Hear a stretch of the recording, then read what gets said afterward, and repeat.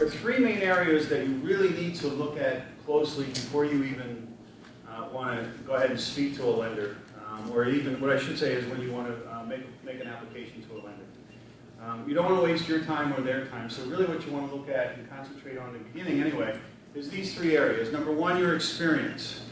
If your experience is not in the industry and you don't have a partner with experience, you're probably going to be declined even with an SBA guarantee.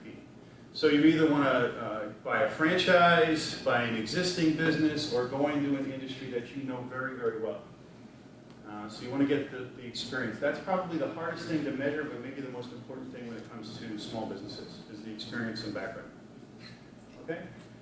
Second area is one thing that I mentioned earlier, capital. You have to have a certain percentage to invest on your own. Sometimes it's 10%, sometimes it's 20%, sometimes it's 30 or more. Depends on the industry, depends on the area, depends on the lender, depends on how big the loan is.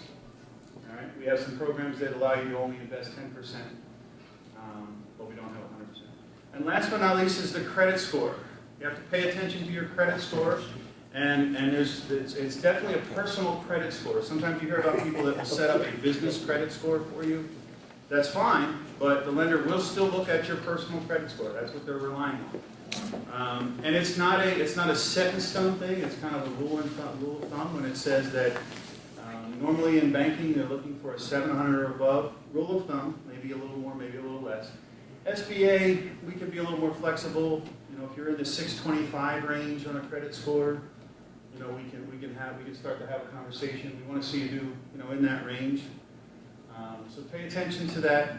If you have questions about your credit score, there are folks out there that, one of the ones I use is free. I don't have any stock in it. I use the Credit Karma. It comes up. It's easy to use. It's got an app.